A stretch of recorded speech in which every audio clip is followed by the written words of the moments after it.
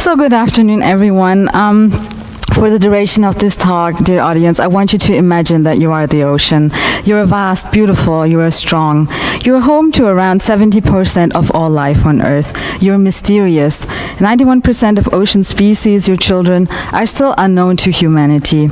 You cover 71% of the Earth's surface. You are the cradle of existence. It was around 3 billion years ago that life started in you. It is thanks to you all life on Earth can breathe and exist. Oh, what's that? You feel unwell, you're telling me? Climate change is making you rise up, acidic, warmer. Humans are polluting you with plastics, noise, and chemicals. Your children, the plants and animals, are being captured, killed, and encaged. How can you be set free from these worries and problems? How can you feel safe and happy? So you need help, right? Who will rescue you? Will it be aliens, cats, or maybe even Batman? Jokes aside, the pain you are suffering is caused by humans, so it would have to be one of them who comes to your rescue. Okay, so a human then.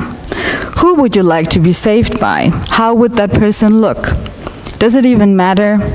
Chances are the only ones who are going to show up to your rescue, no matter what your answer is, dear ocean, it will be white humans, most likely men. So you wonder, dear ocean, what happened to the rest? Why couldn't they show up? Weren't they motivated enough to help you? Let me explain to you why they could not show up. When humans hear the word human, the first thing that comes to their mind is a white man or a white person. Unfortunately, that's what science says. Or not. So white people are what's seen as what is the standard or the norm. Just test it. If you search Google for marine conservationist, images of mostly white people will pop up. Yet, Earth is currently populated by 7.8 billion people, of which nearly 2/3 live in Asia and around 17% in Africa. So, biodiversity, which is linked to the health of an ecosystem, is something that human conservationists focus on. But what about human diversity? It is missing. So how can humans acknowledge the worth of diversity if they fail to do it with each other? These other humans, they want to help you, but it will take them longer to get to you. So let's imagine, dear ocean, being able to protect you is a prize at the end of a game. I know, don't blush, it's very flattering that you're the prize. When I was little, my family used to play a game. It was called Snakes and Ladders. It's a game where there are ladders that make you advance faster and snakes that swallow you and make you slow down. Whoever makes it to the end of the playing field, dear ocean, will be able to contribute to your rescue. The game here is a symbol. It stands for the ups and downs of my life. My quest to marine conservation, the struggle in terms of women's rights and racism, as an example for a woman of color. I will also explore systemic obstacles that other minorities and people of color are likely to face when they want to go into marine conservation. So you will see, dear ocean, how everything in the end is connected and why a large portion of humanity cannot come to your rescue. By the way, I love snakes. So please, dear snakes, bear with me and don't take it personally that you're going to play the villain in this scenario. So let's start at the beginning with my childhood. My parents fled Sri Lanka in 1983 because of the Tamil genocide. The snake was already there. They ended up in a refugee camp in Germany. That is when I was born, and then later my two brothers. In the picturesque village in southern Germany that we moved to after the refugee camp and that we called home, my family didn't have the privilege to be treated as favorably as the other two things that were called or named black there, the Black Forest cake and the Black Forest itself. Although people welcomed us with an open heart, some of them, I will never forget being called the N-word. That was when I was still in kindergarten. My father was working very hard in a factory, did everything for us to survive. My parents knew education was the only key that was crucial for our future as children in a foreign country. So they always told us to work extra hard. Growing up in a very conservative family as the eldest and only daughter of a Tamil household, I was constantly shifting between the German world and the Tamil world. In the outer world in school, I was the outsider. Being the only person of color in the high school and also in primary school, until my brothers joined me, some classmates made racist jokes within earshot. At home, I realized that a Tamil girl was very different from a German girl in terms of the behavior that was accepted. While other teenagers, they talked about love, I was to sit still at functions where my relatives came over and always asked my mom when I was able or ready for arranged marriage. It was at home where my fight for women's rights began, fighting for my own freedom. Fast forward to university in a bigger city. One day I was out waiting for the tram at night. Suddenly, several Nazis appeared. They started to throw beer bottles at me. They yelled, "Tomorrow, the headline in the local newspaper will read, a dead N.B. cut up in a trash can." I think you can imagine what I mean with these words that I cannot spell out here. I survived because I ran for my life. Yes, dear Ocean, that is scary. Recently, I watched Lovecraft Country. It is a show that is a modern take on Lovecraft, a brilliant writer, and racism. The author Misha Green mentioned, being an other in this world is like in a horror movie. At all times, you're always on the edge. You're wondering when the monster is going to jump out and get you. That is exactly how I feel until this day. The exhaustion of always having to fight against racism. It never stops. In 2004, I enrolled at another university. The very university that has invited me to speak today, my alma mater, the University of Mannheim. It is here that I heard about gender studies for the first time through a female professor who became my mentor. And it was here that I learned about the importance of who can and who cannot ask questions, be it in academia or politics. Questions that then became the basis of what we should know about how the world works. The male gaze that decides what is important and what not, while the rest of the world is willingly ignored. I became aware of how my little tiny life, was part of the fate that millions of girls and women around the world face. These women in academia and the political sphere, they were the ones that helped me climb the ladders in consciousness and knowledge in terms of gender studies and also racism. Of course, there were snakes. I really struggled to make ends meet when I was studying. I had to juggle several jobs.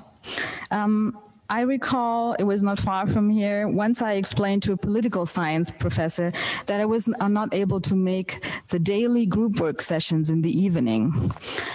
Because I had to work. I was working in a call center back then. And then he looked at me and he said, if you're not able to afford your studies, you should not study. So dear Ocean, what is all this talk about women's rights and racism? I'm sure you're already bored. So why is that important to your survival? So it was in 2008 in a little town in Peru. Back then I was volunteering for a women's rights NGO in Lima, in the capital. The town that I visited, the income of it was based mostly on small-scale fisheries. You know, the ones where men, mostly they go out in little boats to fish for their own sustenance, mostly. I noticed a local woman with bruises on her arm. She was sitting on the bench. I sat next to her and she opened up to me. And then she told me about the domestic violence that she and other women were facing because the men of the village, they couldn't catch enough fish anymore to provide for their families, to provide for the livelihood. So you see, dear Ocean, how because the man couldn't catch enough fish, the women were suffering. I understood that it would make much more sense for me to find out more about you, dear Ocean, before continuing my path. So I started to reach out and talk to humans who work in marine conservation because I was really curious what was going on. I was lucky enough to find people who introduced me to marine conservation. Other questions came up. Do you have to study marine biology to protect you, the ocean? Is it important for you if you are saved by a scientist or a non-scientist? Can you, dear ocean, afford to turn someone away who comes to your rescue? I grew tired of seeing you, ocean, as a mere resource for humans to be fished or to be taken, any kind of resource, be it oil or gas. Then the best thing happened. I heard about marine protected areas. Yes, I know. You, ocean, you know. It's a reason to get all excited. They're a place of rest and happiness, a safe haven for all your children, the plants and animals that you create. But the more I learned, I got really concerned. Most marine protected areas are only paper parks. They're, for you, a kind of snake in disguise. That means they only exist on paper and offer no protection. So in order to find out more, I needed to learn more. I needed to really get in touch with you and get wet. So with the help of skilled and understanding teachers, I learned to swim at the age of 33, which is really old, I know. So I learned, and you know, a lot of people who live on your shores, who are also people of color, they cannot swim. And shortly after, I learned how to dive. So from November 2017 to October 2018, I undertook an MPA trip to learn about marine protected areas. That's what MPA means. The focus was on the Caribbean. It was during the trip that snakes attacked me or got to me in the most unexpected moments. Already when I was participating in the sailing course in preparation for the sailing trip that I was planning, I was ignored because I was the only one in the course that could not just hop on the weekends on a family boat to practice. In hope of a more inclusive experience, I signed up to sail with the crew, with the sad outcome that one of the crew members bullied me because of the color of my skin. While diving in Australia, a dive instructor mentioned I didn't have to worry about being assaulted because I looked like an Aborigine anyway. As you know, dear ocean, swimming, diving, sailing, these are all very important skills in order to get in touch with you and do the actual work in the field. Other snakes became visible during the trip. Institutions where white staff were in charge, but they were not giving locals the knowledge, nor the power, nor the money to operate on their own. It was a kind of white savior complex, like it is also found in development cooperation. After the trip, I learned that women of color are more likely to experience microaggressions, white fragility, disrespect, misogyny in marine conservation and life in general. Gatekeepers decide who is worthy of a fellowship, a job, an internship.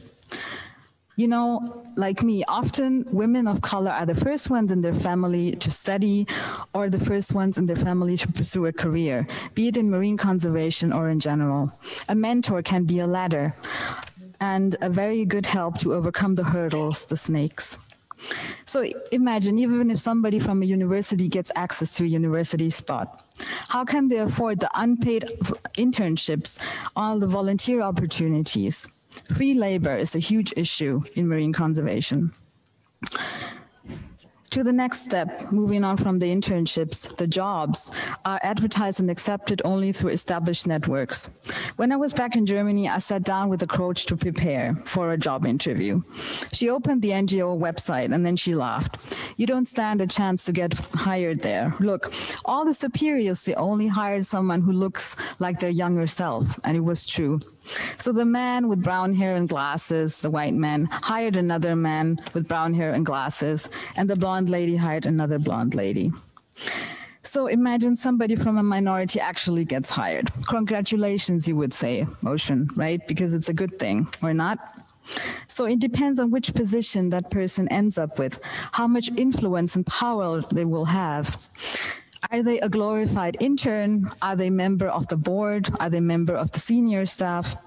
Studies show that the higher in the hierarchy, the lesser their diversity is. Sadly, some people of color are only hired as a token of diversity. That means they're only helping the institution to look more inclusive without having any input. Sorry, any power of say. So how about the working conditions? How about the salary? Is it the same salary that somebody gets who is not from a minority and has the same qualifications? Generally, working in conservation doesn't pay very well. Some humans claim, as the ones that I have met a lot of times, they say it is rewarding enough to justify the sacrifice, not getting a lot of salary or a high salary. Again, this is a privilege not everyone has access to. Why? Because of something that is called black or brown tax. This means the money that professionals or families of color are expected for their children when they start to work to pay to them, because they need this kind of support. And this causes financial distress to the person, to the professional, because they cannot save up any money, they cannot build wealth. So how about the relationship with the other people at work? Dear Ocean, there is something that is very sad, and it's called racial gaslighting. So when humans who have never experienced racism tell the ones that are experiencing racism are exaggerating when they want to discuss their feelings or where something happened when they felt upset. This makes the minorities doubt themselves. Imagine the mental strain of minorities who have to carry around this burden of not being taken seriously. So you see, humans who are against diversity, they're not only hurting each other humans, but they're also hurting you. It seems as if human society does not want a lot of people to protect you. So looking at our game of snakes and ladders, how we started with all humans in marine conservation, no matter what is their background, are on their way to the wind to help you. But in reality, some get a head start, while unfortunately, minorities lag behind. I'm a marine conservationist. I am part of an industry that does not look like me. I'm a woman of color. I represent two significantly underrepresented groups. Representation is key. Through creating a diverse, equitable, and inclusive workforce in marine conservation, young people from underrepresented groups are empowered and enthused to make you, the ocean, feel secure and happy. Dear Ocean, I invite you to look into the future with me. I see a world in which there are more ladders than snakes. I see a world where all humans care for your well-being. I see a world in which marine conservation is a welcoming field. And I see a world in which all humans are allowed to save you. Thank you very much.